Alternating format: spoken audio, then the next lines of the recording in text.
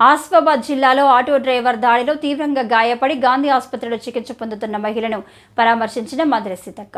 బాధితురాలికి అందుతున్న చికిత్సపై వైద్యులను అడిగి తెలుసుకున్నారు. మెరుగైన వైద్యం అందించాలని డాక్టర్లకు ఆదేశాలు జారీ చేశారు.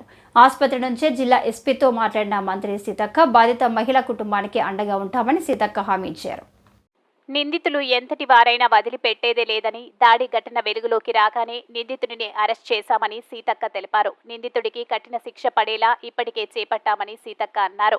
జైనూరు ఆదివాసీ యువత సంయమనంతో ఉండాలని, ఆందోళన అవసరం లేదు, నిందితుడిని కఠినంగా శిక్షిస్తామని సీతక్క అన్నారు.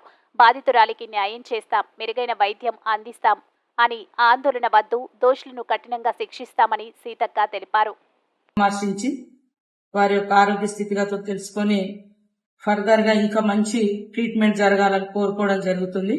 జైనూరులో ఉన్నటువంటి మన ఆదివాసీ యువత అంతా కూడా సంయమనంతో ఉండాలి, వాస్తవాలను బయటకు తీసుకొస్తాం.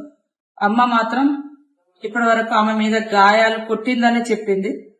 రేపు గాని ఇతర అనేది వాళ్ళ కొడుకు ముందటనే వాళ్ళ కొడుకే మరి మన గోండి భాషలో పేతూరు భాషలో అడిగితే అలాంటిది ఏం జరగలేదని 2 మందిలో మాకు చెప్పింది. అయినా కూడా ఎస్పీ గారితో మాట్లాడి అట్లాంటి డౌట్స్ ఉంటే ఖచ్చితంగా డాక్టర్స్ కి ఇక్కడికి గాంధీ హాస్పిటల్ డాక్టర్స్ కు వాళ్ళు కనుక ఈ డౌట్ ను క్లియర్ చేయమని చెప్పబోతే అది కూడా మనం టెస్ట్ చేసి నిజంగా ఆమె మీద అత్యాచారం జరుగుంటే ఇంకా కఠినమైనటువంటి శిక్షలు తప్పకుండా ఆ వ్యక్తులకు పడుతుంది.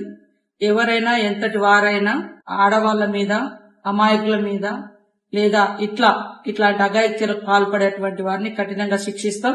ఇప్పటికే మరి ఆమెను కొట్టినటువంటి దుర్మార్గుని కేసు పెట్టి జైల్లో పంపడం జరిగింది. నిజంగా దీంట్లో కొట్టడం వరకే ఉందా, రేప్ కూడా జరిగిందా, అత్యాచారం కూడా చేసిరా అనేది ఇంకా స్పెసిఫిక్ గా కూడా మేము డాక్టర్లతో మరి ఇక్కడ టెస్టులు కూడా చేయిస్తాం.